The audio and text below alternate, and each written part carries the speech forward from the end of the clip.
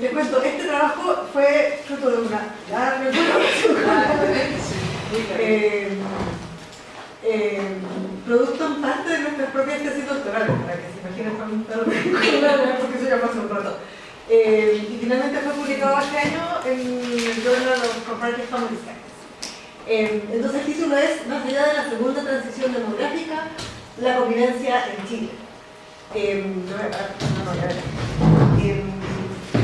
¿Cuál era nuestro objetivo? Básicamente, yo no sé si alguno de ustedes ha escuchado esto de la segunda transición demográfica, si ya lo han... ¿Ni estudiante de sociología en género? Sí. Bueno, en sociología y en particular en demografía, que es lo que yo hago, es como un concepto que probablemente en los últimos 5 o 10 años ha pegado bastante. Entonces lo que nosotros queríamos hacer era reflexionar sobre la pertinencia de este enfoque teórico de la segunda transición demográfica para explicar el fenómeno del aumento de la convivencia en Chile del que nos dábamos mucha más. Y para eso lo que hicimos básicamente, este trabajo en particular es un más bien necesario, entonces lo que hacemos es traer distintos enfoques teóricos que explican el aumento de la convivencia.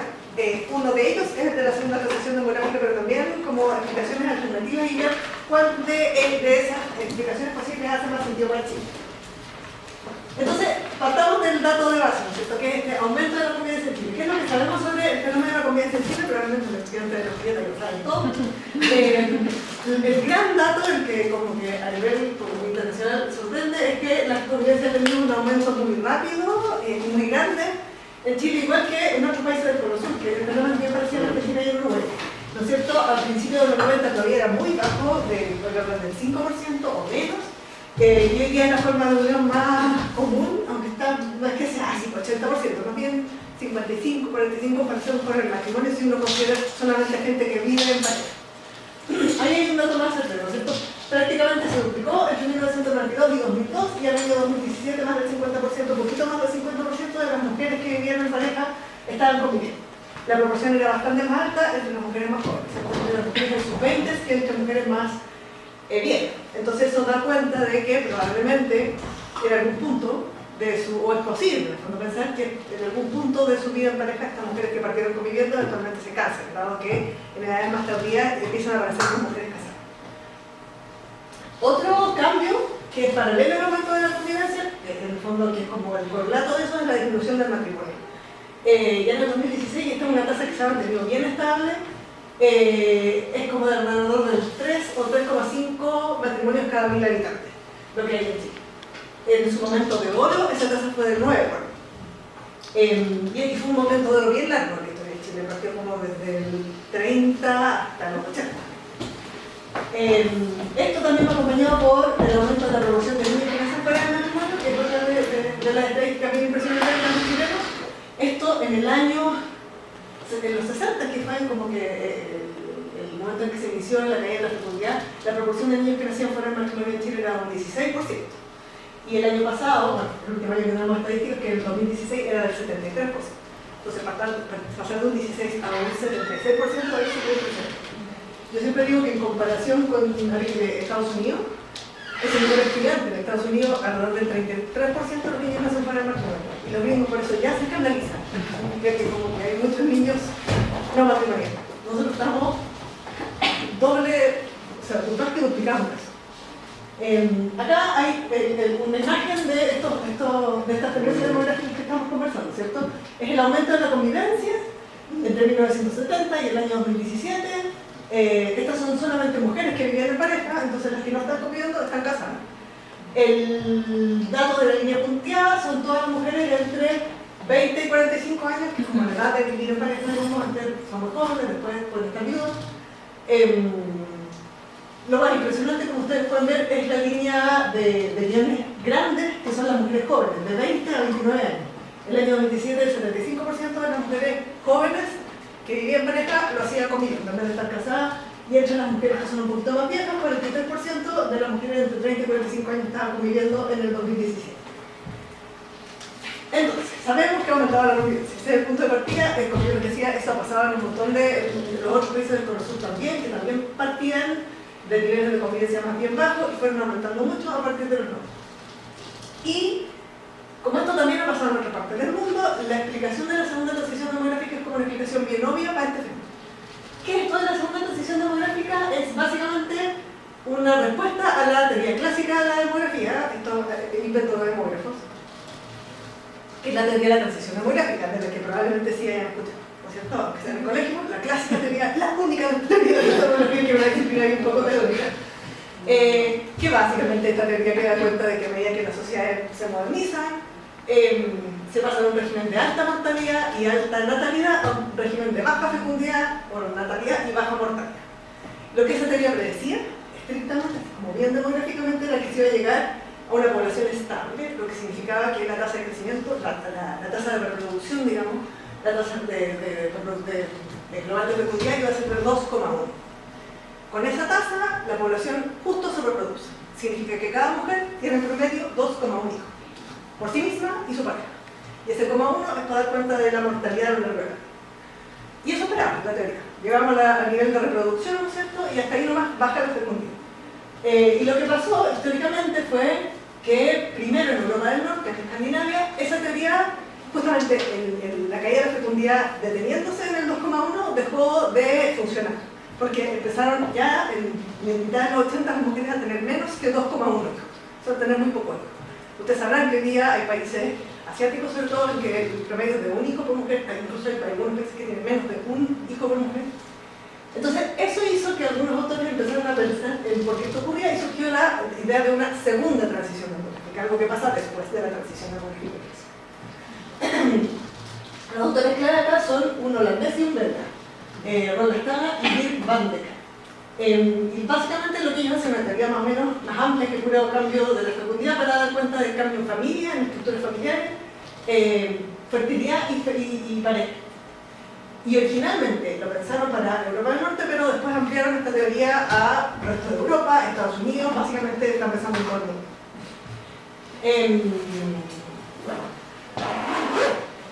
Entonces, lo que ellos decían es la fecundidad va a bajar más allá del nivel de reemplazo de este 2,1, pero además van a ocurrir otras cosas. Básicamente las mujeres van a tener los hijos más tarde, va a aumentar el número de mujeres que deciden no tener ningún hijo y el matrimonio va a disminuir, la convivencia va a aumentar y por lo mismo van a nacer más niños en contexto de convivencia y no de matrimonio.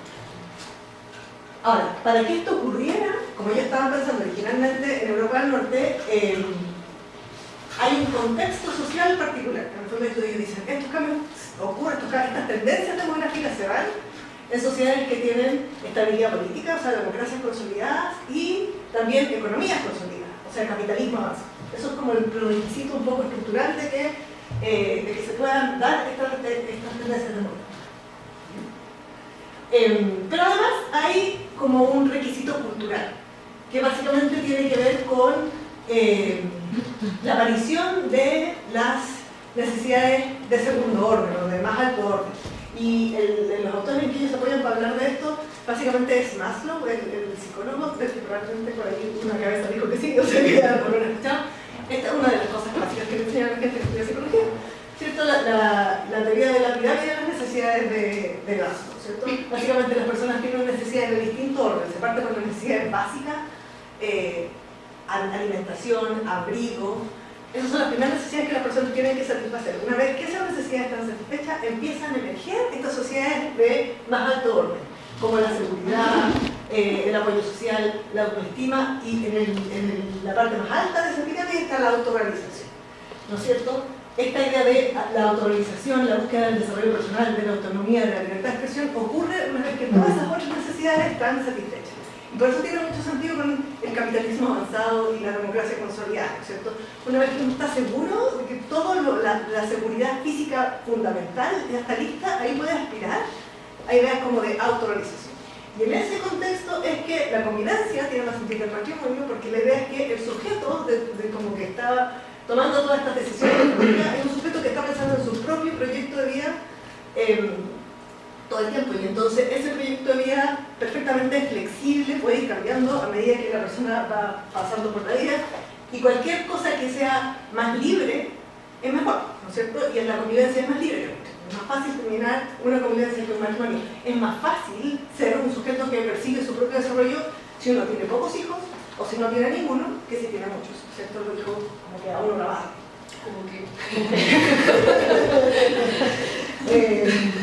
Bueno, en palabras de Ron Lastaga, él dice esto de la autodeterminación, la búsqueda de la autonomía individual, es justamente se encierra en el concepto de autonomía, ¿no es cierto? Y eso es el motor de la transición demográfica. Una vez que aparece, una vez que las personas guían sus decisiones de familia no por la tradición ni la religión, sino por la autonomía individual, es que estamos en la etapa de la segunda transición demográfica.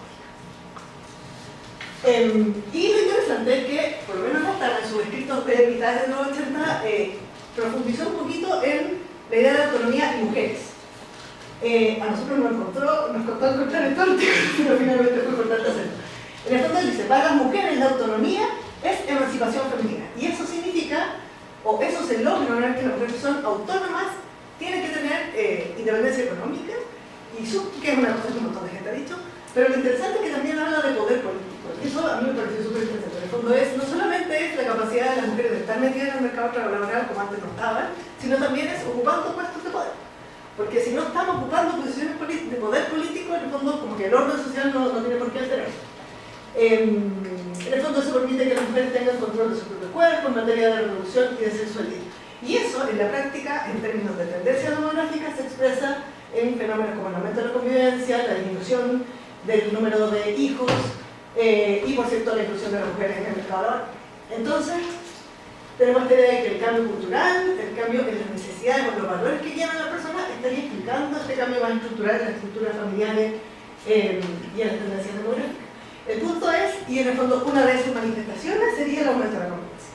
La pregunta que nosotros hacemos es si existe una evidencia en América Latina en general, en Chile en particular, de que esto es lo que está ocurriendo, en el fondo de que son estos cambios los que estarían explicando el aumento de la convivencia. Y hay varios autores que, sobre todo autores extranjeros, que han intentado usar el caso chileno para decir que de hecho somos como un ejemplo en texto de segunda transición demográfica. Y de hecho lo que ellos concluyen es que Chile presenta patrones que coinciden perfectos, justamente un ejemplo de texto con la segunda transición demográfica. Sobre todo porque los cambios que uno ve en términos de fecundidad, de matrimonio y convivencia, los ves siempre en épocas de estabilidad económica, en épocas de crecimiento económico. Entonces me parece que estos fenómenos más bien respondan a crisis económica. En el fondo uno podría pensar que es que hay una crisis económica generalizada, la gente no se va a casar, no va a tener hijos. Pero no, esto ocurre dentro de un momento de bonanza y de crisis. Lo que hace un poco más difícil que esta cosa ajuste bien es que en Chile todavía la convivencia es mayor entre los grupos menos educados, entre la gente más pobre, que entre los grupos más educados. Y si uno piensa en teoría de la segunda transición demográfica propiamente tal, debería estar en todas partes, y de hecho incluso debería ser más fuerte entre los grupos más educados, que son los más autónomos, que tienen más satisfechas sus necesidades básicas. Entonces nos dijimos, bueno, vamos a ver si hay otro enfoque que nos ayuda a entender mejor estos distintos tipos de convivencia en Chile. Vamos a adelantar. Ya, una de las... vamos a revisar si no son una, dos, tres... Sí, tres grandes teorías. Y la primera es el declive del patriarcado de Steve Rogers. ¿Ya? Lo primero que hace esta teoría es que, en el fondo, como explicó muy bien la Liliana, la segunda transición demográfica pone énfasis en el cambio cultural y eso va a llevar a un cambio estructural. Y lo que dice Steve Rogers es que, por el contrario, es la estructura lo que nos lleva a cambiar. Dice, nuestras actitudes generalmente imposibilitan el cambio. Lo que nosotros creemos de sobre, por ejemplo, en este caso del matrimonio, que la vida en pareja debe ser el matrimonio, eso es una limitación y en el fondo si hay cambios en cómo nos comportamos porque hay alguna fuerza externa y él ubica esa fuerza externa precisamente en el mercado laboral. Dice, el mercado laboral, la incorporación de hombres y mujeres al trabajo pagado es el gran motor que lleva a cambiar las estructuras familiares y nuestras actitudes. Dice, y una vez que se produce este cambio estructural, generalmente las actitudes van a reforzar ese cambio que ya estaba dado por otras razones y van a generar un efecto de reforzamiento. ¿Ya? Él hace un artículo maravilloso que nosotros nos pasamos y que analiza ni más ni menos que la familia norteamericana desde el 1800 hasta el 2015. Es increíble, ¿ya? Y básicamente lo que él plantea es que en el 1800 una economía agraria, donde la unidad de producción son las familias y están bajo el poder del padre, que es el patriarca, ¿cierto? Porque el padre es el que organiza el trabajo de los hijos, el trabajo de la mujer organiza el trabajo de todo el mundo, digamos. Entonces tiene un gran poder. Pero ¿qué sucede con la industrialización? Que los hijos se van, sobre todo los hijos hombres, se van a trabajar a la fábrica, ¿ya? Entonces ya los hijos no dependen para su subsistencia de que el padre les entregue un pedazo de tierra o le dé trabajo, no, porque se pueden ir a trabajar a la ciudad, a un mercado asalariado. Entonces ahí hay la primera pérdida de poder, ¿ya? En el fondo hay una primera etapa de declive del patriarcado porque el padre, especialmente, pierde poder. Y lo que va a suceder después, en el tiempo, sobre todo está pensando en los 70 en Estados Unidos, es que las mujeres se empiezan a incorporar al trabajo pagado, ¿cierto? Ya no son solo los hombres en la fábrica como en los años 50 o los 40, sino que se empiezan a incorporar las mujeres. Y eso va a dar origen al doble ingreso. Entonces hay de nuevo un declive del patriarcado porque ahora es el hombre proveedor, que es la típica figura, ¿cierto?, de la sociedad industrial, el que pierde poder frente a la mujer. Y eventualmente dice ya en lo último, en el caso de Estados Unidos, incluso se ve que los hombres han perdido mucho, los salarios reales han bajado muchísimo. Entonces ahí es donde él va a situar el motor de cambio, en este cambio estructural. Y entonces, a la medida que las mujeres tienen mayor autonomía económica, de nuevo van a ser probablemente más reticentes a entrar en un matrimonio que los pone en una situación de subordinación del hombre.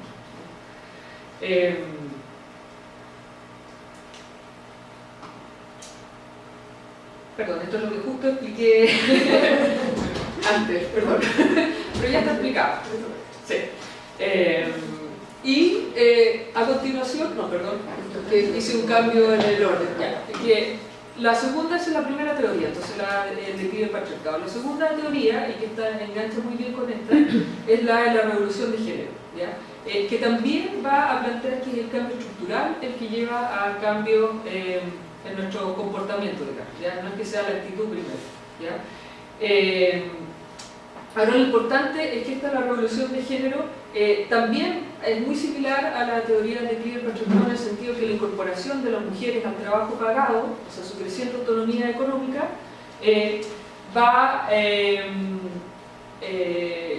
y que significa esa creciente autonomía económica, significa que las mujeres adquieren una igualdad con los hombres en el espacio público, si lo quieren, ¿ya? Porque entran al mercado laboral, ¿ya? Entonces va a decir, esa es la primera etapa de la revolución de género, que es en alguna medida muy similar a lo que dijo Reyes, ¿ya?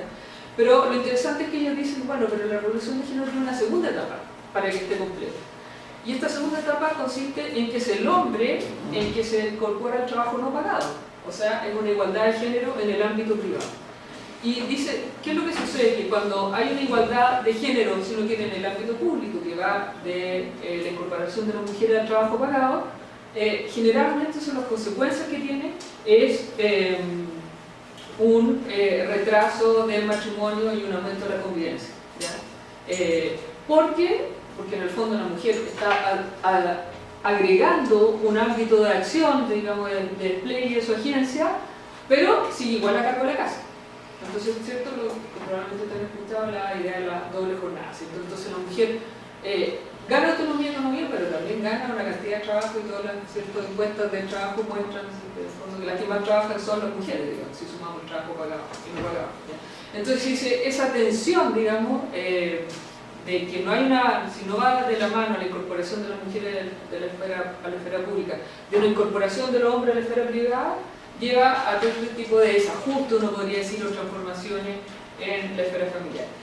Pero cuando sucede lo contrario, y hay otros autores, por ejemplo Svend Andersen, analiza el caso de Suecia y muestra que en Suecia sí los hombres se están incorporando crecientemente a la esfera privada y, con sorpresa, la tasa de matrimonio ha subido la fertilidad, o sea, hay una recuperación, si uno si quiere, de los modelos más históricos de ser familia.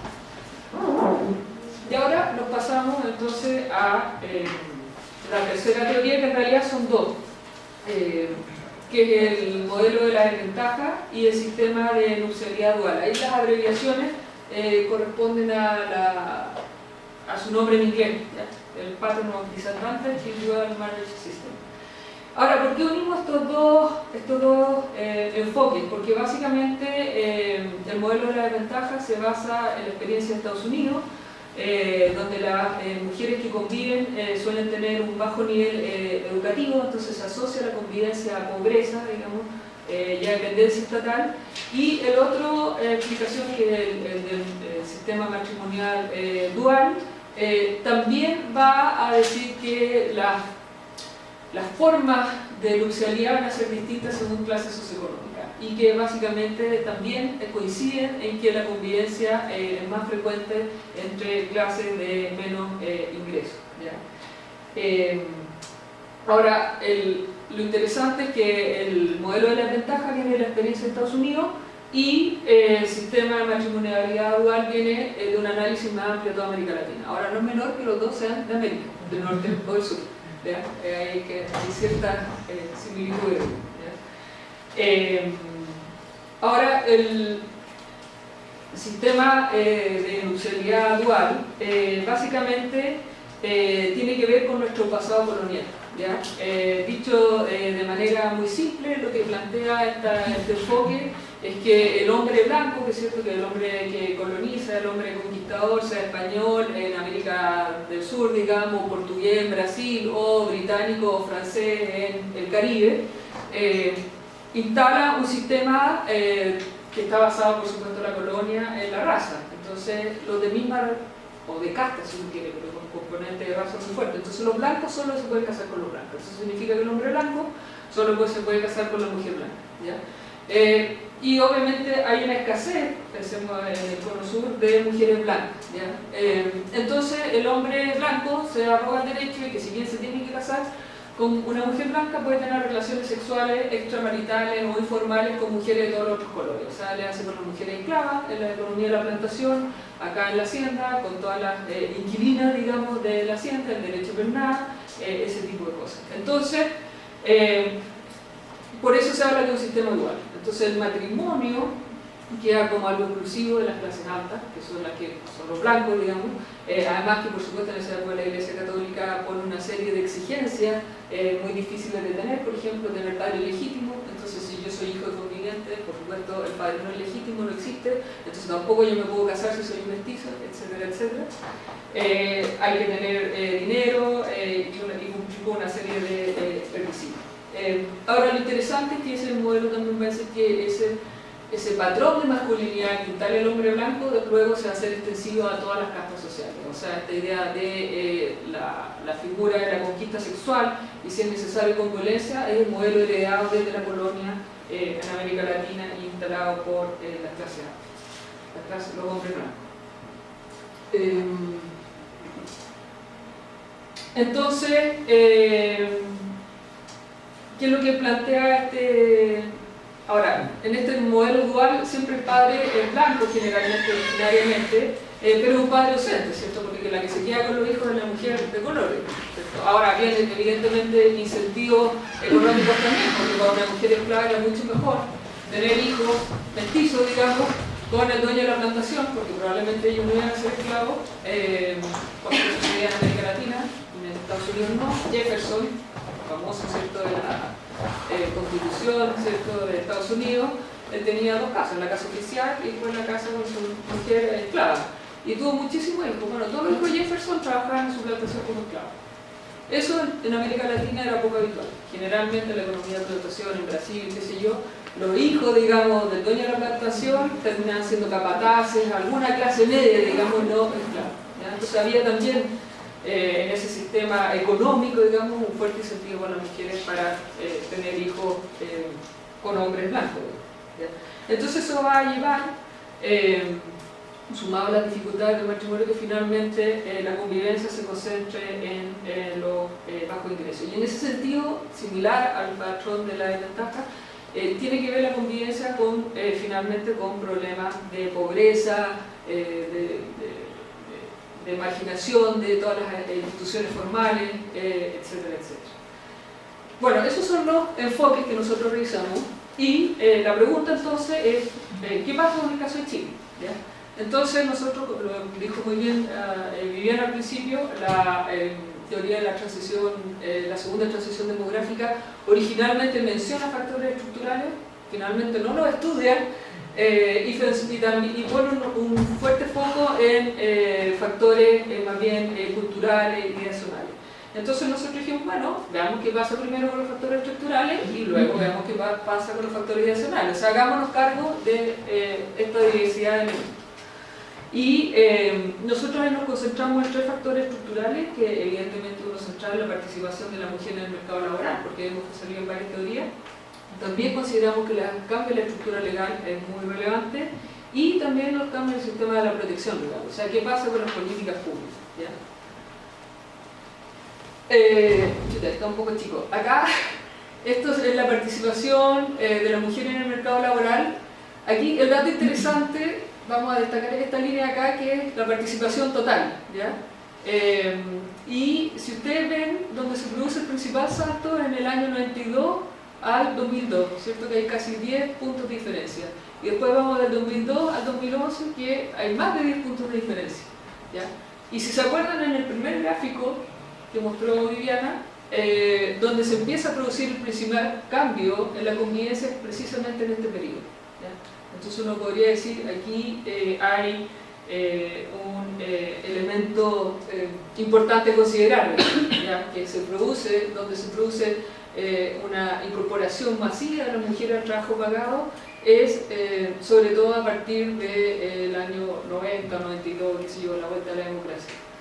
Y quizás otro elemento de mirar acá es que está diferenciado, ¿cierto?, por el tipo de si la mujer tiene o no tiene pareja, porque acá no estamos pensando en mujeres, ¿cierto? Entonces, si vemos acá, las que más se incorporan al trabajo pagado son las que no tienen pareja, las que no tienen pareja hombre, ¿cierto? No están en unión, ¿cierto?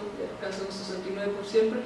Y vemos que eso siempre ha sido así, desde ¿cierto?, los 70 hasta ahora, aunque se han acortado las brechas con las otras. Y si vemos los datos para el 17, vemos que después le siguen las convivientes y por último las casadas. Entonces ahí hay un primer resultado que dice, bueno, las que no están con pareja hombre son las que más trabajan remuneradamente, y dentro de las que están con pareja hombre pareciera ser que las convivientes se incorporan más al trabajo pagado que las mujeres casadas. Y esa mayor incorporación de las mujeres convivientes, si ustedes ven acá, eran muy parejas, las casadas y las convivientes. Y acá empieza, en el año 2011 ya se ve una diferencia significativa, ¿cierto? De que las convivientes, y después eso se ratifica, el 2017 se incorporan más al trabajo pagado. Y ahí vamos a ver que eso puede ser un dato interesante. No voy a hablar de los otros porcentajes, podemos volver si alguien tiene alguna pregunta o interés en esto. Entonces, como se dice acá, la baja participación laboral se relacionaría por predominio de los roles de género. O sea, extrañamente yo me parejo con un hombre y dejo de participar en el mercado laboral. Ahora no hay que suponer que el hombre le pone una pistola al pecho y dice que tú no vas a salir de acá y no vas a ir a trabajar. Puede suceder, pero suponemos que eso sucede menos cada vez. Lo más probable es que haya rápidamente se asume, se naturalizan los roles de género y la mujer diga, no, yo prefiero casarme, no necesito trabajar, o esas explicaciones de ese tipo, mientras que el hombre, el emparejarse significa, tengo que salir a trabajar, ahora soy hombre proveedor, tengo que mantener a mi pareja. El trabajo de la mujer en Chile, ¿cuánto es permitido? No sé, ven acá, estas citas acá. Un 76% de la población está de acuerdo con que la familia se descuida si la mujer tiene un trabajo a tiempo completo. Y el 90% está de acuerdo con que la mujer debería tener un trabajo de tiempo medio para poder combinar exitosamente su trabajo con las responsabilidades familiares. O sea, que trabaje, pero que se haga cargo de la familia. O sea, que solo puede trabajar mientras no descuide la familia, ¿ya? O sea, la idea de lo que decía la revolución de género, la primera parte. Sume esta pega, ya, entreténgase, trabaje, pero no me deje de lado lo más importante, que es su trabajo no pagado. Eso sería con el mercado laboral. Ahora, ¿qué pasa con la estructura legal? O sea, la legislación de familia, solo algunos elementos muy cortos. Decir que cuando se crea la ley de matrimonio civil en el 1884, el Código Civil es de 1857, Andrés Bello, ¿cierto? Nuestro padre de todos los códigos, y el Código Civil, que además fue copiado en muchos países de América Latina. ¿Qué pasa cuando legisla sobre el matrimonio? Copia exactamente el matrimonio católico. ¿Ya? Entonces, ¿qué significa? Que es un matrimonio indisoluble. ¿Ya? Y además le agrega elementos del Código Napoleónico. Los únicos cambios que hace es agregarle elementos del Código Napoleónico que refuerzan la autoridad del padre. ¿Ya? Ahí, por ejemplo, que se prohíbe la investigación de paternidad. Antes de eso se podía, en el derecho colonial se podía investigar, y las mujeres generalmente ganan. Bueno, ahora con la creación del Código Civil de Andrés Bello, eso se prohíbe. ¿Ya? Entonces las mujeres ya no pueden ni siquiera decir, oye, él es el padre, no, ni siquiera pueden demandar eso. ¿Ya? Y además consagra, y el único reconocimiento que se le da es al matrimonio, ¿ya? Al matrimonio civil y al matrimonio religioso. ¿Ya? Y de hecho, la convivencia de hecho, ¿ya? Sigue sin tener reconocimiento en Chile. Hay en otros países de América Latina donde sí se reconoce que si uno convivir, que si uno podría tener eventualmente derecho de herencia, que si en Chile no. La Corte los tribunales han sido brutales en decir eso. A lo mismo que usted ha convivido 40 años, no tiene nada que ver. Váyase a la casa, torna a su casa, que sí. ¿Ya? Y llegan los familiares, que sí. Ahora, han habido cambios, ¿cierto? Se crea la ley de filiación en el 98, que igual a los hijos nacidos dentro y fuera del matrimonio, después de años de discusión en el Congreso, no hay que olvidarlo. 8, perdón. No había Congreso antes, sí. Pero la de divorcio se aprueba en el 2005, eso sí que estuvo 10 años de discusión. Bueno, y recientemente en 2015, ¿cierto?, se crea el Acuerdo de Unión Civil. O sea, han habido avances. La ley de divorcio sobre todo beneficia a las mujeres, la de filiación, bueno, a hijos sobre todo, porque se les reconoce los derechos de los hijos, independiente del tipo de unión de sus padres. Entonces uno podría decir que efectivamente han habido avances, bastante importantes. Ahora, si uno va y se casa por defecto y no dice nada, uno va a ser casado, ¿cierto?, bajo la comunidad de bienes. ¿Cierto? Y la comunidad de bienes, ¿a quién denomina con el administrador de los bienes hasta el día de hoy? Al hombre. ¿Ya? Entonces, todavía ahora no es como antes que administraba el salario de la mujer, y o la mujer tenía que pedirle permiso al marido para trabajar, no, pero efectivamente sigue siendo por defecto el régimen con que se casa y sigue siendo el hombre el que administra. Ojo que los cuidados hoy día sí están repartidos entre el hombre y la mujer, antes eran exclusivos de la mujer. Entonces, los cuidados están repartidos, pero en la administración del patrimonio, luego de decir dónde está la plata, el verdadero poder, ese sigue siendo del hombre. ¿Ya? Y es cierto que se hace un divorcio, se legaliza, pero como muy bien dijeron los legisladores, es un divorcio que es difícil de obtener, pusieron muchas trabas, entonces no es fácil divorciarse. El tema de políticas públicas y familias, que era el tercer ámbito estructural, uno podría decir que Chile, comparado en el contexto de Latinoamérica, tiene un sistema de protección social de los más desarrollados y avanzados, y escuchamos constantemente a nuestras autoridades cómo van a exportar nuestro modelo por el resto de América Latina, ¿cierto? Siempre se dice, no, el sistema de pensiones que ha sido copiado de Chile, salud, etcétera, siempre lo escuchamos una y otra vez, ¿cierto? Pero así todo, sigue teniendo problemas históricos, como que es altamente limitado. O sea, si uno se queda sin trabajo, básicamente, o uno tiene una enfermedad grave o algún familiar, va a caer en la pobreza, ¿cierto? Porque uno no puede vivir de la protección social, que se queda sin trabajo remunerado. Es fragmentado, hay unos beneficios que uno obtiene si es funcionario público, hay otros que uno, si no es funcionario público, entonces no, si uno trabaja en la minería, algunas cosas sí, o sea, hay siempre una letra chica que hace que no sean todos los beneficios similares y muy estratificados, ¿cierto? La educación está claramente estratificada, un tipo de educación para cada clase social, la salud lo mismo, suma y sigue. Y un elemento fundamental en nuestras políticas públicas es que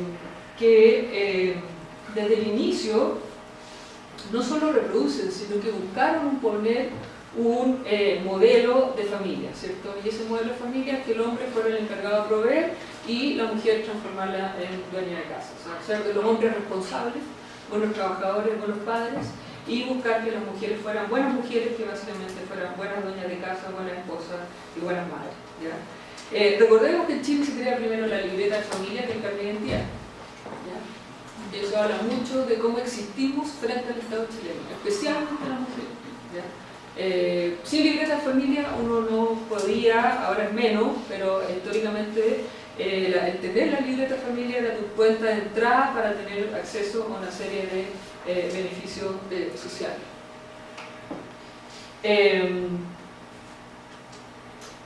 Ahora bien, también han habido cambios, por ejemplo, después del fin de la dictadura y especialmente de los gobiernos, del primer gobierno Michelle Bachelet en adelante, y sobre todo también desde Lagos, yo diría, desde Lagos, que se busca mejorar la focalización de las políticas públicas, porque se ve que siguen beneficiando más bien a las clases medias que a las clases bajas. Entonces ahí, en un modelo de roles de género convencionales, el no tener pareja hombre es un proxy, como está dicho ahí, de vulnerabilidad, ¿cierto? De tener menores ingresos y qué sé yo. Entonces, muchas políticas públicas van a empezar antes, por ejemplo, en vivienda, la mujer sola con hijos no podía casi acceder al subsidio de la vivienda porque te daban puntaje. Entonces, el no tener marido te bajaba el puntaje. Entonces, ya solo con eso queda en una situación fuera, ¿ya? Ahora, eso cambia y dice, bueno, en realidad hay que focalizar mejor, entonces sucede lo contrario. O sea, el no tener marido hoy día en política, no sé cómo estará en este gobierno actualmente, pero hasta hace muy poco te permitía acceder a la vivienda. O sea, se era considerado que eran más vulnerables, ¿ya? Y eso fue algo que evidentemente va a facilitar, digamos, la convivencia, digamos, porque muchas mujeres convivían pero no tenían marido oficial, entonces se presentan frente a las políticas públicas como madres solteras. ¿Qué más pasa con las políticas públicas y las familias? Pensemos un poco en se aprobó el 2011 con bombo y platillo, ¿cierto? Aprobado por la izquierda y la derecha, con natal de 6 meses, como ahí estuvieron todos de acuerdo, todos los partidos políticos, que era un gran avance, qué sé yo, y se levantó con un discurso de corresponsabilidad. ¿Qué muestran los datos? Que solo el 0,2% de los permisos fueron transferidos, porque eso, así se instaló la modalidad, que la mujer lo transfiere al hombre. Ahora, la lectura simplista es decir, los hombres en este país no quieren nada. No, evidentemente el sistema está mal hecho, porque uno no puede pensar que ningún hombre tenga un interés. Y de hecho, el que la mujer tenga que transferirlo está hablando de que nuevamente el foco es en la mujer, ¿ya? O sea, ella es la encargada y el Estado le está diciendo a usted es la que principal responsable de hacerse cargo de los niños. La asistencia preescolar vemos que también ha subido, pero sigue siendo baja en general, y la principal razón es que no es necesario. ¿Por qué? Porque están mejor cuidados en la casa. ¿Y quién los cuida? Una madre, o sea, una mujer, madre, abuela, hermana mayor, tía, qué sé yo. Y bueno, y la encuesta que finalmente salió el uso del tiempo que hizo el Instituto Nacional de Estadística en 2015 muestra que las mujeres dedican el doble tiempo que los hombres al trabajo doméstico. Y lo más interesante, incluso cuando ambos trabajan y ganan el mismo sueldo. Entonces, la brecha de género no es solo un problema de salario, ¿ya? Y evidentemente, el último punto también en políticas públicas tiene que ver con la salud sexual y reproductiva. No hay educación sexual en nuestros colegios de dudosa calidad, ¿cierto? Porque hay este sistema que los colegios pueden optar por distintas instituciones que dan educación sexual. Muchos de los que ofrecen esos programas de educación social sexual son instituciones religiosas, entonces claramente uno podría dudar bastante sobre la calidad de esa educación sexual. Pensemos en la lucha que fue la píldora al día después, ya que ya se vendía en el sistema privado para que se entregara a nivel de público. Hay municipios que todavía no lo entregan.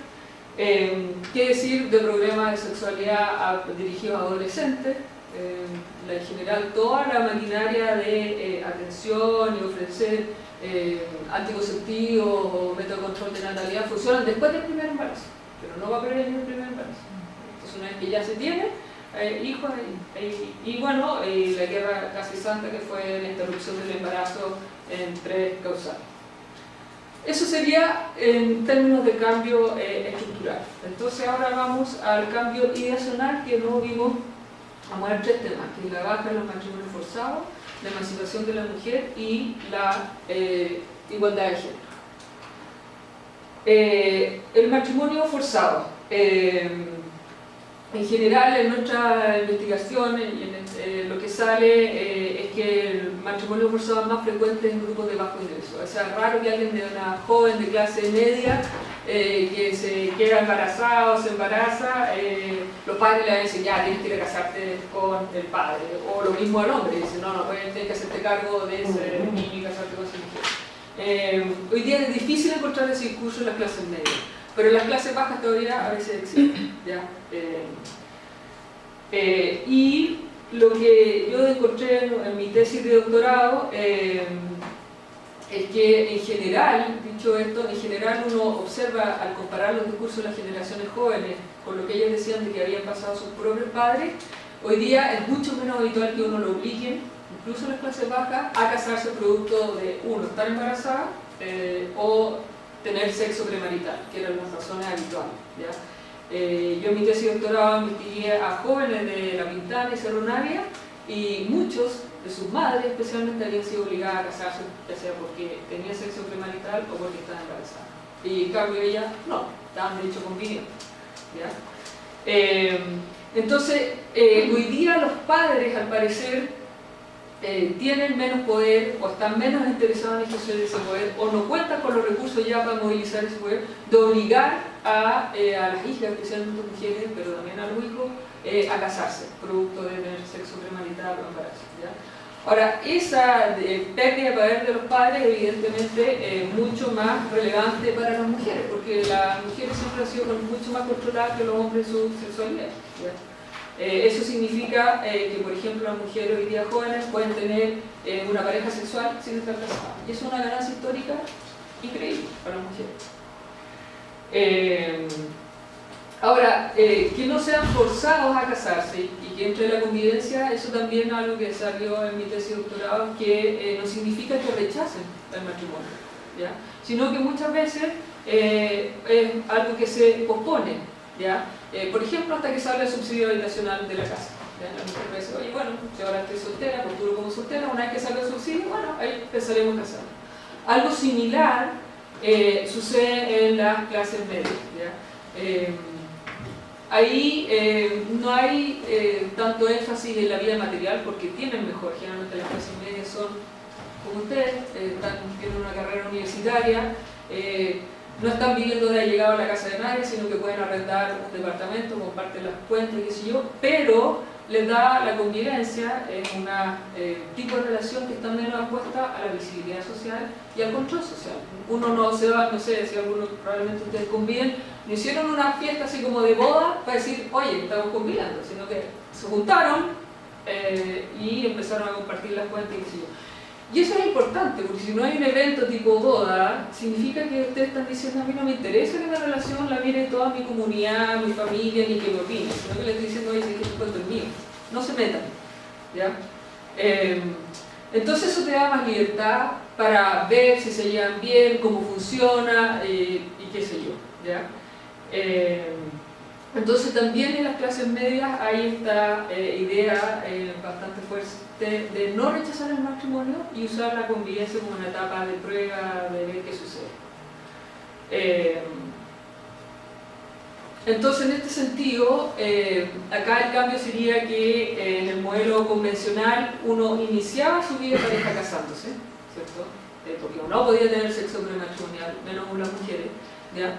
Y en cambio hoy día el matrimonio es la culminación. Si funcionó bien mi convivencia, si tú bien, si nos resulta, terminamos casándonos, pero terminamos casándonos. Y no necesariamente vamos a ir hacia allá, sino que quizás acá la convivencia antes, qué sé yo. ¿Ya? Segundo punto, que dice acá autonomía de la mujer, pero en realidad estamos hablando de las dos cosas que dijimos, autonomía de la mujer e igualdad de género. ¿Ya? Lo que yo descubrí en mi tesis de doctorado es que los padres ya no tengan la posibilidad de obligar a los jóvenes a casarse, entonces que los jóvenes en vez de casarse conviven, no significa que al interior de esa convivencia tengan roles de género igualitario. Por lo menos en las clases bajas ellos decían, bueno, yo hablo de él como mi marido, yo hablo de ella como mi señora, la gran mayoría eran dueñas de casa, era el hombre el único proveedor. ¿Ya?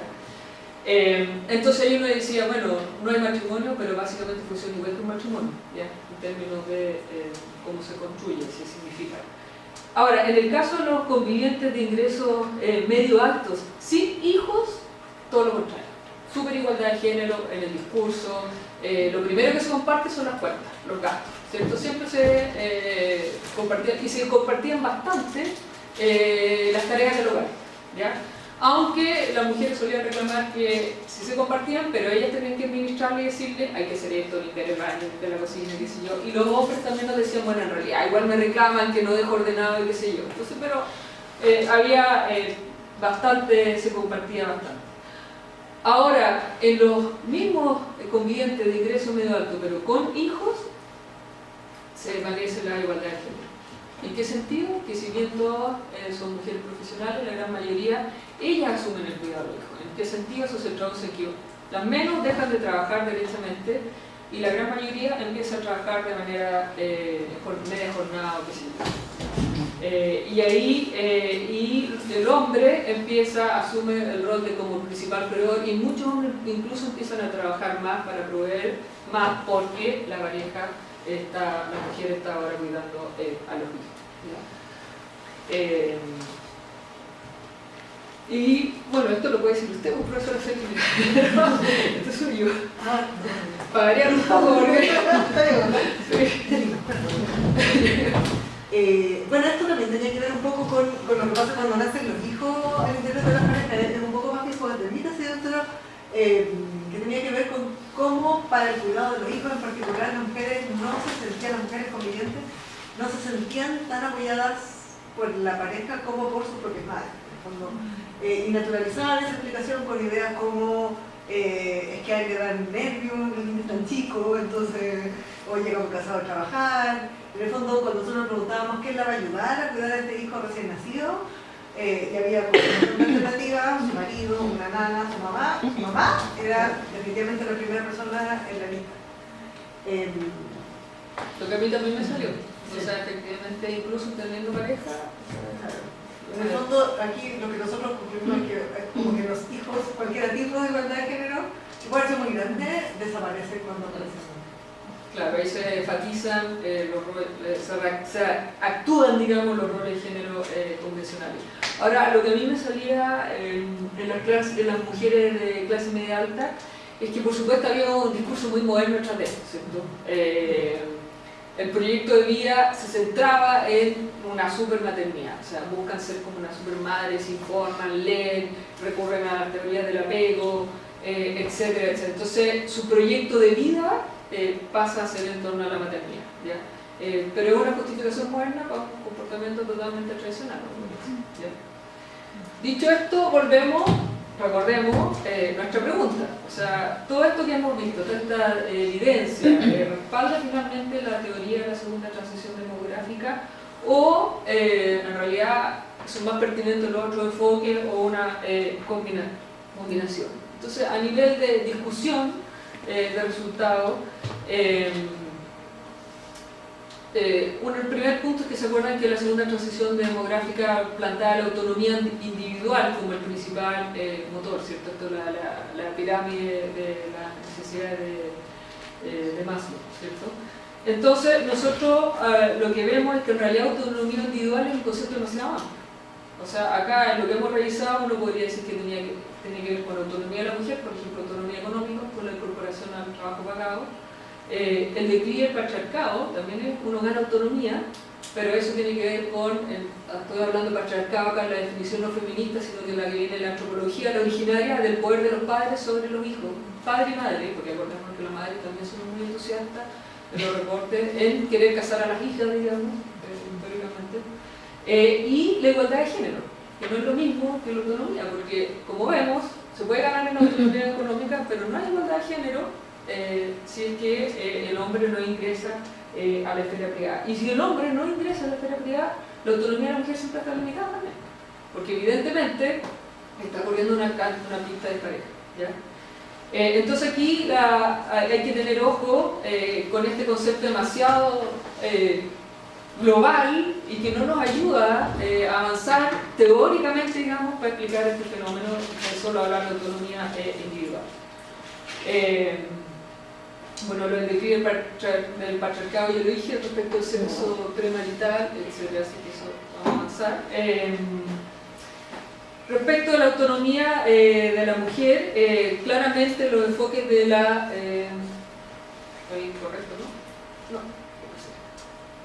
Sí, son los enfoques de la revolución de género y el declive del patriarcado lo que efectivamente mencionan y ponen al centro, y parecen más aceptados que en la segunda transición demográfica, el tema de la participación laboral de la mujer, ¿cierto? Por lo que ya anuncié antes, ¿ya? De que si ustedes veían la cifra, la incorporación masiva de las mujeres al trabajo pagado coincide con el aumento explosivo de la convivencia, ¿ya? Ahora, esta entrada de la mujer al mercado laboral no va de la mano de una igualdad de género. Entonces, se da la primera parte de la revolución de género, pero no la segunda parte, ¿cierto? Entonces, ahí veíamos que una forma de adaptación de la mujer a esta doble carga es postergar el matrimonio, tener menos hijos, etc. ¿Ya? Ahora, en ese sentido, la convivencia sería una forma de adaptación y no necesariamente guiada por temas ideológicos. Entonces, en ese sentido, probablemente es una adaptación a esta sobrecarga, pero no necesariamente aún significa un discurso en contra del matrimonio. Ahora, sumado a todo esto, como ya lo dijo bien al principio, históricamente en Chile y en América Latina la convivencia ha sido más frecuente en grupos de bajo ingreso y sigue siendo aún mucho más frecuente, aunque ha crecido, porque era mucho menos frecuente en grupos medio alto o alto, y relativamente ha crecido mucho más, pero donde sigue estando, digamos, más fuertemente en los grupos de menor ingreso. Entonces, evidentemente, eso va en contra de todo lo que plantea la segunda transición demográfica, porque esos son los grupos que, como he dicho, tienen menos autonomía, digamos, porque están peleando para parar la olla, ¿ya? Para tener una salud o una educación decente, mínimo. Entonces, contrario a lo que plantearía la segunda transición demográfica, la evidencia, en nuestro parecer, sugiere que los grupos medios y altos son los que se suman al carro, pero los que guiaron el carro los que son la vanguardia son los grupos bajos, porque con la prevalencia histórica de la convivencia en los grupos bajos, ellos ya le otorgaron una cierta tolerancia a la convivencia en Chile y América Latina, que probablemente no tenía en otras partes del mundo, ¿ya? Entonces, en conclusión, dos elementos. Nosotros buscamos tratar de decir cómo se explicaría el aumento de la convivencia revisando la teoría de la segunda transición demográfica más otro enfoque y luego hacer una crítica a la segunda transición demográfica. Entonces, lo primero es que revisando la evidencia nosotros podemos decir que el principal motor sería la creciente autonomía económica de la mujer, ¿ya? Y como esta creciente autonomía económica ha ido de falta de adaptación, uno, por parte de los hombres, ¿cierto? No entran en la esfera privada. Dos, por las políticas públicas, que siguen pensando y depositando en las mujeres el tema de la crianza de los hijos. Tres, por la legislación de familia, que si bien avanzado, sigue en el fondo poniendo al hombre en una situación de poder, pensamos dentro del matrimonio, ¿ya? Entonces todo eso evidentemente actúan para que la mujer rechace o al menos postergue la decisión de casarse. Ahora, lo interesante entonces es que serían razones, por lo menos hasta ahora, más bien prácticas que ideológicas. Habría que ver si en 10 años más pasamos lo práctico a lo ideológico, ¿ya? Pero ahora da la idea que es sobre todo una lógica más bien adaptativa. Y en un nivel más amplio, lo podría decir, las razones más de contexto, no tan directa, estaría evidentemente el declive del patriarcado, la introducción de los matrimonios forzados, que significa que las parejas jóvenes adquieren independencia frente a las generaciones mayores.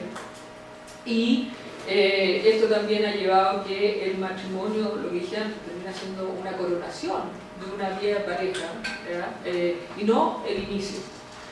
Y también lo que mencionamos acá, que el predominio histórico de la convivencia en grupos de bajo ingreso podría explicar las cifras increíbles de crecimiento. O sea, si acá había una tolerancia dada por la fuerte presencia de la convivencia en los grupos de bajo ingreso, entonces es esperable que cuando casarse aparece como más complicado, se expanda mucho más la convivencia en otros sociedades, por ejemplo, donde no había esa tolerancia preexistente a la convivencia. ¿No se entiende? Entonces, en ese sentido, hoy día Chile, América Latina, es como fenómeno mundial por los niveles de convivencia que son más altos que en Suecia, en todos los típicos países de alto ingreso que se citan, y como muy bien dijo Viviana, en Estados Unidos, que están escandalizados con un 30% de hijos fuera del matrimonio. Los hijos fuera del matrimonio, decir que no son de madres solteras, sino que evidentemente un porcentaje, mínimamente la mitad hemos estimado, y quizás más, son de parejas que conviven. ¿Ya? Entonces no es así, que los niños no tienen padres, no, sino que no están casados. ¿Ya? En cuanto a los problemas que nosotros vimos en la segunda transición demográfica, uno ya lo dije, ¿cierto? Solo volver a enfatizar esto, que la deficiente conceptualización de autonomía individual, que mete muchas cosas dentro de un mismo saco, y eso le quita potencia explicativa a la teoría. Y sobre todo, no es solo que no distinga entre autonomía femenina, igualdad de género y patriarcado. Por no hacer esa distinción, no se da cuenta que el género es la variable central que debería haber considerado, y que originalmente lo consideró y después lo abandonó. ¿Ya? Entonces no es menor las distinciones que uno hace analíticamente, porque si uno no hace esas distinciones, no ve los fenómenos. ¿Ya? Lo segundo es que también menciona los factores estructurales como importantes, pero sin embargo después no se hace cargo. ¿Ya? Y ahí el mercado laboral pagado es central. El acceso de hombres y mujeres al mercado laboral pagado es fundamental. Pero no solo eso, las políticas públicas. Las políticas públicas son una dimensión muy importante que determina a las estructuras familiares, ¿ya? Y evidentemente la legislación.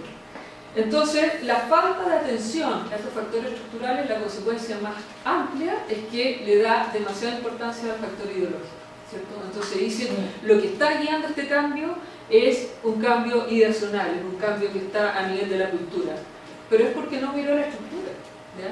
Entonces eso también es fundamental. Y lo tercer punto, que en una sociedad tan desigual como Chile, evidentemente, por más que los jóvenes digan, lo siento, que ellos eligen a su pareja debido a su libre albedrío y su mera autonomía, la sociología nos dice que no es así, que estamos estructuradas socialmente, y que más aún en un país con estas grandes diferencias es probable que los patrones en realidad sean distintos entre las distintas clases sociales. Y ahí uno lo que podría ver es que la convivencia se ha democratizado, sobre todo porque las clases medias y altas se han sumado a la convivencia, ya que eran las que antes la castigaban, digamos, se han sumado, y es evidente, una vez que se incorpora a las clases altas ya la legitimidad social es total, digamos, o sea, está validado. Pero, entonces uno podría decir que la convivencia se ha democratizado, pero por otro lado uno observa que el matrimonio, especialmente el matrimonio católico, ha cobrado nueva importancia como marca y marcador de estatus de la élite, ¿cierto? Eso lo muestra el texto de Angélica Dumá, La riqueza y piedad, el texto de Sebastián Uneo, Matrimonio y patrimonio, cómo la élite chilena crecientemente utiliza el matrimonio católico como una forma de diferenciarse de todos nosotros al resto, ¿cierto? Porque ellos sí se casan con todas las de la ley, qué sé yo, y no, entonces es una forma nueva de distinción.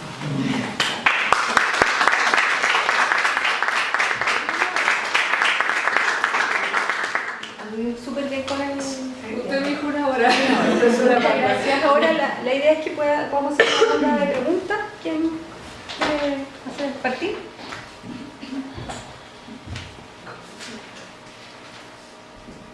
Hemos agotado.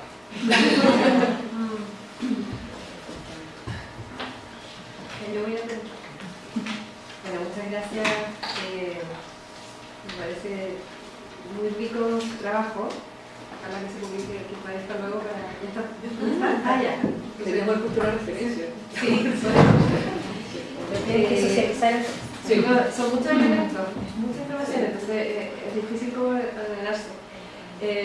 Yo me quedé con algo que no entendí suficientemente, porque cuando la Vivi comenzó y dijo cómo ha aumentado el patrón de la convivencia partiendo de un 5%, y ese dato a mí me sorprendió porque tenía en la cabeza justamente esta un poco esta tradición histórica de una alta convivencia. Entonces, ahí no aparece como que hubiese algo así como alta convivencia, baja, y luego, y me pregunto hasta Exactamente, de dónde... hecho la gente que ha mirado esto más Sí. históricamente, de eso no lo que da cuenta, porque en el fondo en la época como hacendal, efectivamente la convivencia era muy alta y hubo cambios como estructurales de la economía que los historiadores como que aluden a esas cosas para explicar por qué en el fondo después la convivencia disminuye. El matrimonio civil, por ejemplo. La Como política la ley de pública. matrimonio. Claro, eso me parece muy interesante como en el fondo, porque además uno dice, bueno, esa curva, o sea, hasta dónde también, por ejemplo, aquí hay un tema de medición, o sea, de hasta dónde se visibiliza o se invisibiliza una información, y eso uno podría preguntarse como también cuánto puede influir en ese aumento, ¿no? Quizás marginal, pero ahí cuando hay esa discontinuidad en esta tendencia, aparece una pregunta como de, en el fondo, hasta dónde efectivamente ese cambio legal, por ejemplo, no fue capaz de cambiar la cultura, o por qué podría haber esta persistencia hasta hoy si es que en medio hubo este cambio, en el fondo. O sea, como que siento que se Sí, complica ahí- un poco la pregunta. Porque o sea, lo que la evidencia sugiere es que lo principal, o sea, uno, que Chile tuvo un régimen matrimonial súper fuerte. O sea, esa tasa que mostró la Vivi de 3,5 es una novedad, y como muy bien dijo, o sea, por todo el siglo XX fue muy hegemónico el matrimonio acá en Chile, a diferencia del resto de América Latina. Chile, Uruguay. Y eso en todas las clases sociales. Sí, está En todas las clases sociales, sí. Y lo que muestra la evidencia, digamos, lo que a mí la interpretación que más me convence fue la instalación de las políticas públicas, la libreta de familia, para poder acceder a una serie de beneficios sociales. Porque de hecho el matrimonio civil fue muy rechazado en general por las clases bajas y no era valorado. Pero cuando eso se unió, o sea, el matrimonio civil por sí solo, de hecho disminuyó, como que alejó aún más a la gente del matrimonio, digamos, porque más encima era civil, en un país totalmente católico, entonces ni un sentido.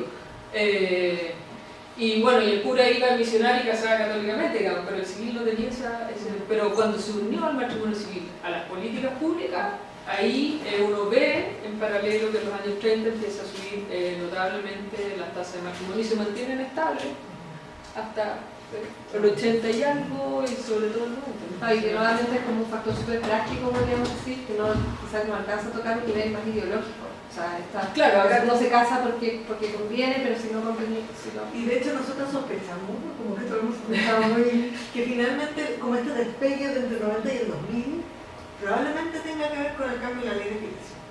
Porque había una diferencia entre a tus hijos, estar casados en nuestra casa. ¿Qué más? Entonces eventualmente eso puede haber sido como uno de los primeros como desencadenantes de este aumento grande de la Sí, filiación. yo me metí bien en profundidad en eso. Mi conclusión fue que no somos tan racionales en este ámbito de la vida.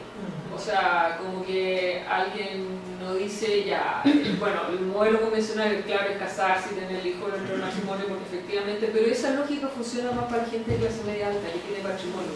Entonces era muy complicado tener un hijo fuera del matrimonio, porque no te iban a aceptar al colegio. Para las clases bajas no era tan complicado.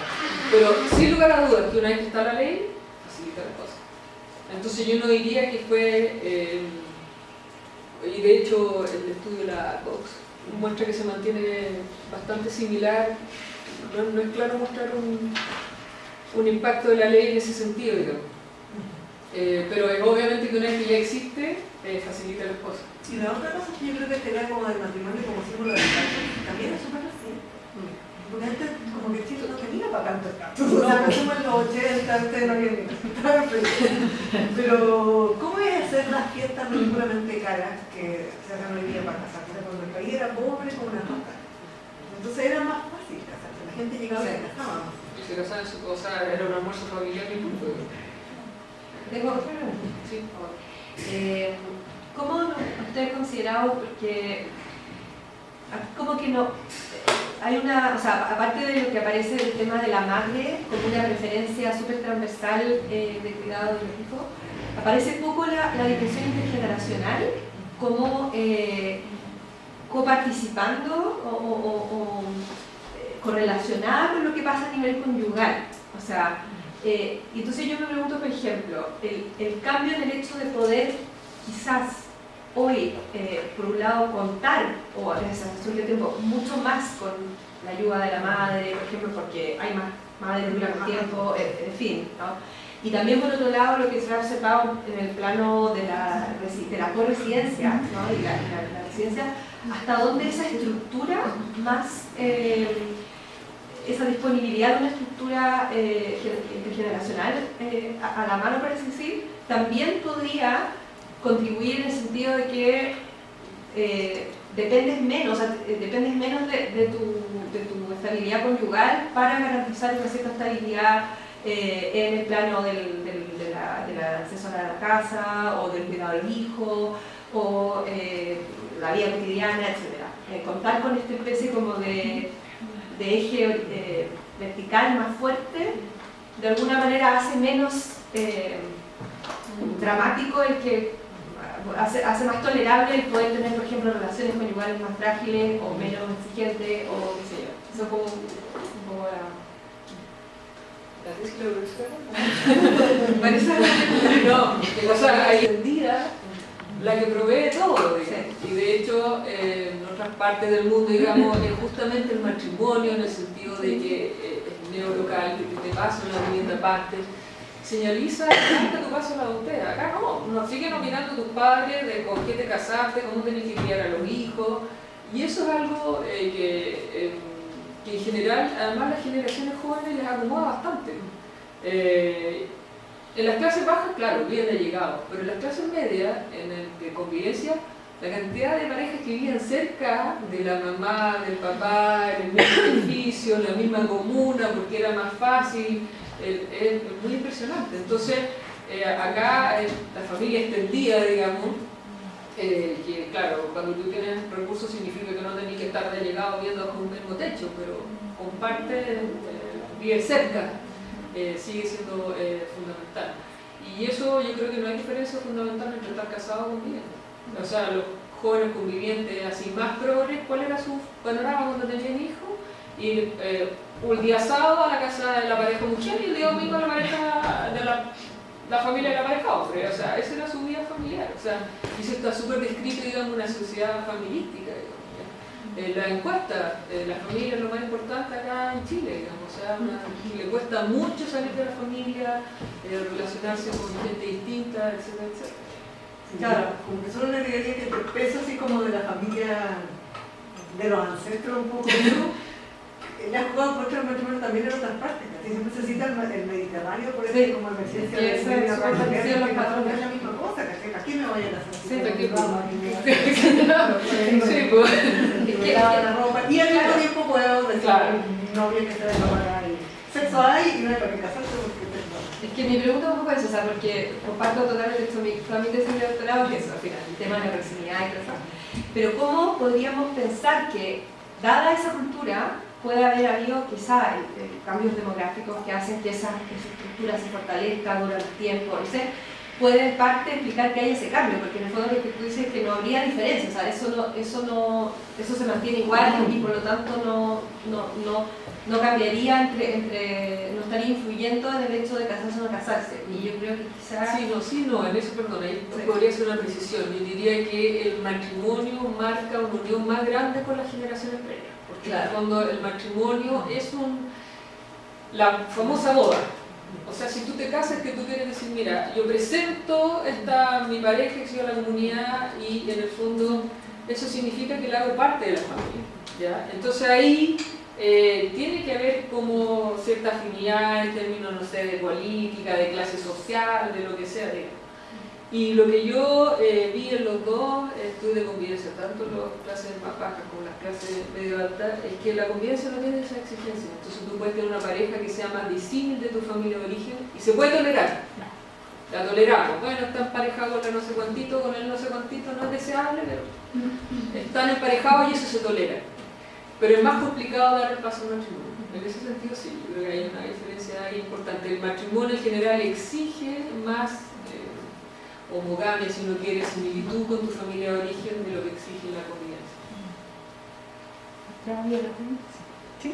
Ahí tengo hartas preguntas. Voy a partir con la última que me aparece, que es la relación con el paso a los acuerdos de unión civil, o sea, cómo vivieron ahí, porque si bien lo plantean la convivencia como un paso hacia la consolidación y posteriormente el matrimonio, ¿dónde queda la unión, el acuerdo de unión civil ahí? ¿Cómo queda significado, etcétera, en las distintas estratos sociales además? Por una parte. Por otra parte, entiendo que hay indicadores que tenemos en Chile más o menos explosivos, si se puede decir así, de divorcios de parejas que viven 5 años menos. Entonces, un poco la relación con ese fenómeno de lo efímero, ¿no? de esta unión matrimonial. Versus lo efímero que podría ser a lo mejor la convivencia, si hay algún dato ahí. Es difícil, yo creo, medir eso, pero bueno, a lo mejor existe. Y la última, no hacemos por abusar de las preguntas, pero me interesa mucho saber cómo ven ustedes también otros indicadores de segunda transición demográfica, como el tema de los cambios en los patrones de fecundidad. Si estas mismas 3 teorías serían también mejores explicadores que la teoría de segunda transición demográfica o en la relación que ven ahí, no solo con el descenso, con la continuidad del descenso en el número de hijos, sino también las otras vías de acceso a la fecundidad. Esas son mis preguntas. Porque por la oportunidad del divorcio, ¿cómo decir ahí todo el comportamiento? Yo creo que había cosas, varias cosas que tenían que ver como con datos. Lo que nos pasó en cuanto al acuerdo de unión civil, lo que nos sigue pasando con eso es que todavía se muestra muy marginalmente como en cualquier medición. En términos como de las grandes encuestas de población, o sea, la gente que convive, la gran masa de gente que convive no está en acuerdo. Es una proporción bien chica de gente que convive y generalmente son uniones del mismo sexo las que han optado, porque es la única vía que tienen en el fondo, por el acuerdo de unión civil. No, son la mayoría son parejas heterosexuales. Pero en el fondo marginales dentro del mundo de los solo para completar el acuerdo de unión civil. Yo no, cuando hice el terreno para mi tesis de doctorado no existía unión civil, entonces no lo pude preguntar en el otro bajo. Pero sí en los medios altos, ya lo preguntaban. Y ahí yo diría que lo más probable, o sea, si bien el acuerdo de unión civil fue levantado por los grupos no heterosexuales, ¿cierto? Y fue, con ese discurso se aprobó, pero como está abierto a las parejas heterosexuales, y en la práctica los que más han usado el acuerdo acordado son parejas heterosexuales, y uno ve que un porcentaje importante de quienes conviven lo ve como el siguiente paso. Exacto. ¿Ya? Porque es un arreglo práctico, no tiene la connotación que tiene el matrimonio. Si uno podría decir la principal como connotación social, todo el matrimonio católico sinónimo elite, ¿ya? O arreglista, que quiere llegar a la elite, entonces utiliza eso. Después viene el matrimonio civil, que es como un arreglo práctico, pero que tiene sus dificultades, sobre todo el divorcio. Y lo que aparece como más práctico y sin tanta dificultad es el acuerdo, ¿ya? Entonces uno ve que crecientemente aparece como una opción, pero es muy desconocida todavía. O sea, yo muchas parejas al preguntarle a los cabros decían, no, pero son homosexuales. Pero eso no es para uno, o sea, y eran profesionales y todo, entonces todavía, y por otro lado me tocó guiar una tesis, justamente para explorar un poco qué pasaba con parejas heterosexuales acordadas, y aún en un arreglo que pese a que supuestamente es legal, presenta muchos problemas. O sea, ir a FONASA y le digan, no, esto no es un estado civil, así que esto no me funciona, ese tipo de cosas. O postular a un trabajo, no, yo no contrato a homosexuales, por decir la palabra suave, no la que le hicieron en el entrevistar. Entonces, yo diría que lo esperable es que crezca, sobre todo, y va a crecer mucho, pero yo pensaría que es un arreglo que es para la clase media, de nuevo. Yo no pensaría que los jóvenes que yo entrevisté de clase baja van a transicionar al acuerdo civil, porque generalmente es visto como un arreglo que te permite arreglar el patrimonio, ¿verdad? Entonces, y el patrimonio quien cuida a los hijos generalmente es la mujer, porque los hijos ya se sienten, producto de la ley de filiación, que no están perjudicados porque los padres conviven. ya tienen su derecho de herencia, etcétera, etcétera. Pero en cambio la pareja que se queda, que gana menos, que generalmente porque está cuidando de las mujeres, eso se ve como más desprotegido. Entonces una forma de dar esa protección sería a través de la prueba. Y además es más fácil salida que el divorcio. Bueno, y divorcio, básicamente. Divorcio, eso es... No hay súper poca, lo que hay son tasas que son tasas no muy buenas, en el fondo que cuentan el número de divorcios que se registran por las estadísticas judiciales al año, por el total de la población, pero lo que uno quisiera es comparar el número de divorcios con el total de matrimonios vigentes, que con esa población móvil entonces para eso uno estrictamente tendría que hacer una encuesta retrospectiva, una encuesta longitudinal y hacer como la historia conyugal de la pareja, que eso en Chile no tenemos más. Pero estrictamente, claro, las estadísticas que hay sí dan cuenta de un aumento súper importante de divorcio, eventualmente podría haber una estabilización, pero como de nuevo yo digo, son muy malas las estadísticas de divorcio en Chile.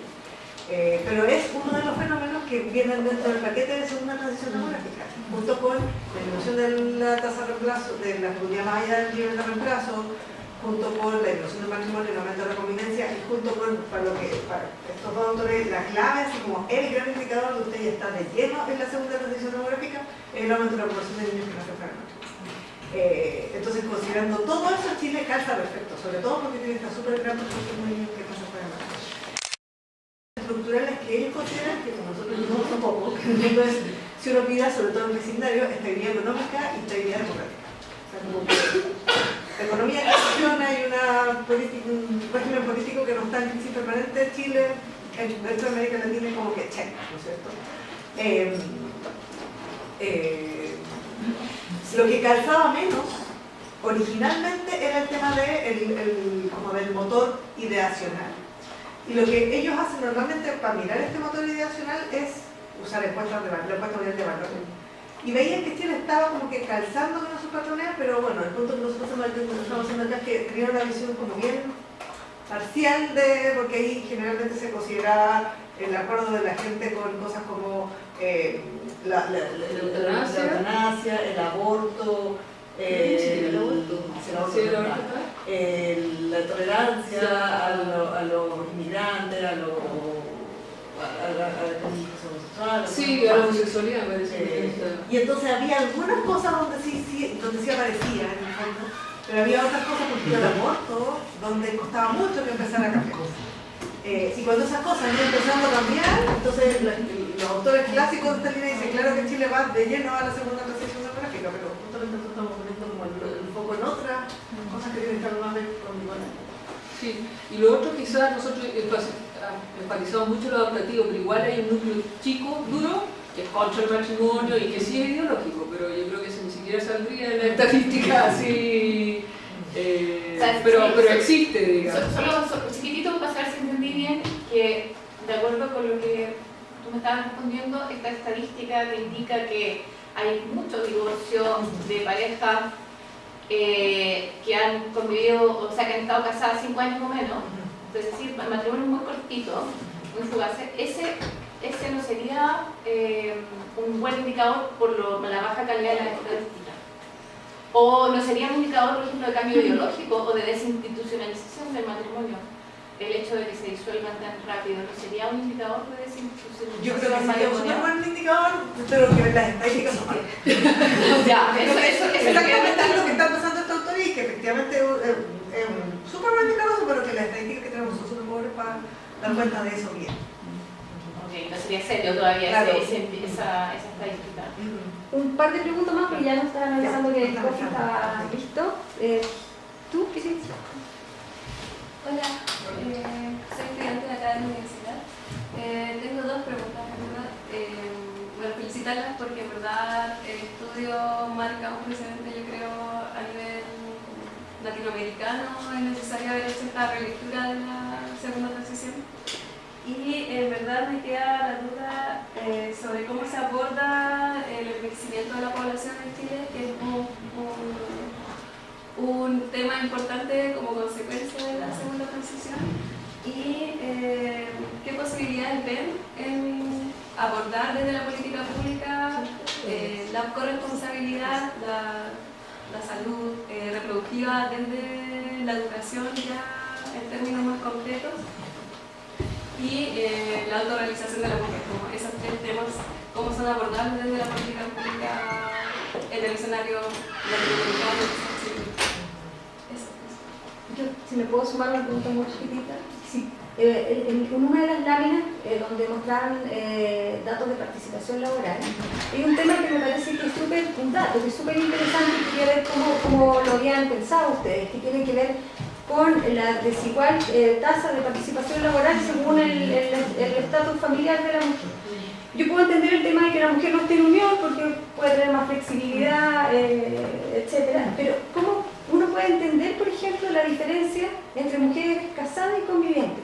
Porque ahí puede ser el mismo contexto, hay una vida en pareja, pueden haber eventualmente hijos, pero ¿qué es lo distinto? ¿Qué es lo particular que tiene, en este caso, por ejemplo, el matrimonio, al hacer la lectura del matrimonio, que pareciera resultar en una división sexual de trabajo de corte más tradicional? ¿Qué pasa? ¿Cómo lo interpretarían ustedes?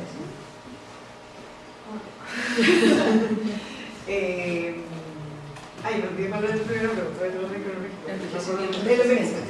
que se me viene ahí a la cabeza es que uno de los críticos más como duros de esta teoría de la segunda relación demográfica, que es James Coleman, una de las cosas que ha dicho es que no es demográfica, porque habla apenas de cambio en fecundidad y familia, pero no dice nada de migración, no dice nada de mortalidad, que son los otros dos grandes temas de la mano. Bueno, esto después se han como que tratado de adecuar un poco y han dicho no, si de repente la migración reemplaza un poquito el tema del decrecimiento poblacional que ocurre cuando la gente deja de tener hijos, pero efectivamente esta transición no dice nada de mortalidad y de como este correlato de la disminución de la mortalidad que es el envejecimiento de la población. En términos como de educación y de esta idea de fomentar la corresponsabilidad y la educación sexual, yo creo que estamos, o sea, por lo menos en los próximos 4 años, no creo que pase mucho, porque no es una prioridad del gobierno como lejos, para nada, o sea, yo no creo, no esperaría nada.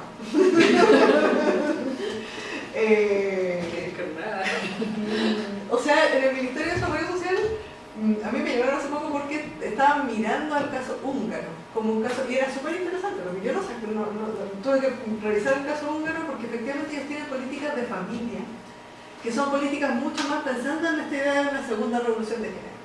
Entonces, de hecho, tienen, por ejemplo, una idea de un postnatal masculino, que es, a mí me pareció súper chulo, porque no es como esta cosa de ella, ok, la mujer le puede pasar algunos meses al hombre. Pero perdona, mala mujer que hoy día sería condenada por mala madre. ¿Qué madre? Es como, allá es, tómelo, déjelo, la mujer tiene probablemente 1 año de postnatal y el hombre tiene 3 meses. Y tómelo, déjelo. Y son 3 meses con goce de sueldo. O sea, si usted quiere, se queda en la casa 3 meses y le vamos a pagar su sueldo y aprovecha y cuida a su hijo y como que se mete en el hogar. O si no, no lo hace, mala suerte, siga trabajando, pero como que es una gran ventaja para esos hombres tomárselo. ¿Por qué no tomárselo? Si van a ganar la misma plata y pueden estar, y probablemente quieran. Entonces, claro, pero ese tipo de política está. Y la idea de educación sexual, que como toda esta idea de como de salud, sexualidad adolescente, eso está absolutamente no es una prioridad, pero el Ministerio de Salud y Educación no está. Sí, ahí hay que decir que en el fondo está súper instalado y uno lo ve la fuerza que tiene con el tema de la educación, de que en el fondo los padres son los que tienen el derecho primordial de educar a los hijos, y eso está consagrado en la Constitución del 80. Y no es menor porque acordémonos que cuando en la Unidad Popular se trató de hacer la Escuela Nacional Unificada, o sea, eso fue como la condena a la Unidad Popular, porque en el fondo se dijo que más o menos que iban a quitarle a los hijos a la familia. Y la asociación, digamos, con comunismo y destrucción de la familia es brutal, que ya venía desde antes del gobierno de Frei Montalva, digamos, con todas las campañas así, en contra de si llegaba a ganar Salvador Allende. Y eso es lo mismo que pasa con la educación sexual. Entonces, todas las veces que se trata de hacer avance, sale la derecha, el mundo conservador, diciendo no, pero los padres son los que tienen el derecho sobre el otro. Ahora, eso es una percepción de un patriarcado brutal, porque es la idea de que los padres son en alguna medida dueños de su hijo y pueden hacer lo que quieran. Y evidentemente eso no es así, o sea, yo estoy en absoluto desacuerdo. O sea, hay en el fondo una vez que nacen, son parte de la sociedad y como país, digamos, tenemos ciertos deberes mínimos con todos los niños que nazcan, porque si no estamos dejando a los niños a los sueltos de sus padres, y eso también es complicado. De hecho, hay como estudios, yo me acuerdo de haber leído como una cosa que comparaba el caso sueco con el caso gringo, y decía todo esto de la educación sexual, que por alguna razón funciona mal, entonces en Suecia funciona increíble. Y el autor decía, cuando nosotros lo instalamos, también a los grupos conservadores le cargó la idea, lo odiaban, peleé y todo, pero finalmente esta es una sociedad pragmática. Y más odiaban la idea de tener padres adolescentes que adolescentes teniendo sexo de manera real. Entonces finalmente como un poco por ahí... Claro, pero el pragmatismo no es lo propio, parece. Eso. Bueno, Espérate, el tema de la corresponsabilidad, bueno, yo creo que el gran problema es seguir pensando y que está súper instalado en esto de que en el fondo... o sea, hay un gran problema en las políticas públicas en general en Chile. Uno, que descansa mucho en la familia, y no es la familia, sino que son las mujeres. En esta tríada entre mercado, Estado y familias que seguro que imaginan el punto, hay y va muy de la mano, por supuesto, reforzado por la idea del neoliberalismo, ¿cierto? Entonces, que un Estado subsidiario, digamos. Entonces ahí, ¿cómo uno saldría? Bueno, si se reconocieran derechos universales, o sea, las políticas públicas del país nunca son universales. Y las pocas que hay universales están estratificadas socialmente. ¿Ya? Hacemos la educación y pensemos en la salud. ¿Ya? Entonces ahí, y eso es lo mismo que tendría que ir avanzando en el sentido de la corresponsabilidad. O sea, no es un traspaso que tenga que ser la mujer al hombre, sino que el hombre debería tener su derecho a paternidad, no los 5 días que tiene hoy día, sino bastante más, y que de hecho si no lo toma lo pierde, qué sé yo. Y además lo que muestra la evidencia de Suecia es que efectivamente el que los hombres puedan compartir más tiempo con su hijo, qué sé yo, genera después una obviedad, más preocupación y más interés en participar en la educación de los hijos. Entonces, eso es como... Y no es solo, yo pensaría que son las políticas de ley postnatal, o sea, las políticas así de, por ejemplo, incorporación a la mujer al trabajo pagado, si es con enfoque de género, y que lo que es poner guardería. ¿Ya? Pero no hay ni una que sea con enfoque de género, acá es fundamental meter el hombre en la casa, no es una cosa que es accesoria. Y el matrimonio y participación laboral, perdón que me adelanté, yo ahí no tengo evidencia dura, pero mi evidencia cual muestra que efectivamente la gente que se casa en general es más conservadora. Yo creo que la otra cosa es que cuando se casan, es como que hay un evento vuelven que te hace así, igual que probablemente los hijos más todavía, ¿cachai? Sí. Pero como que algo Sí, eso pasa, es lo que estamos conversando. Pero así a nivel general hay que acordarse que el matrimonio sigue teniendo una fuerte carga religiosa, ¿ya? En el sentido de que si tú ves quiénes van a preferir casarse a solo convivir o el acuerdo de unión civil, probablemente, pensando en el mundo heterosexual, yo recuerdo que hice un pequeño estudio de matrimonio en clases bajas. Y claro, los que eran de una iglesia evangélica, católica, qué sé yo, era súper importante porque si no estás en pecado, ¿ya? Y también el matrimonio históricamente le dio mucho poder a los hombres. Entonces yo me acuerdo perfecto, una de las mujeres que entrevistó a una mujer joven, el día del matrimonio lo que hizo María primero fue sacarle la mujer. Para decirlo, oye, estamos casados, ahora se hacen las cosas como corresponde. Entonces a eso me refiero, que hay una convencionalidad mayor, pero no tengo un dato duro, digamos, pero de lo que yo veo que uno empezaría, no puede ser, sí, sigan funcionando esas cosas todavía. Ya, pues bueno, muchas gracias de nuevo y les pido un aplauso. Gracias.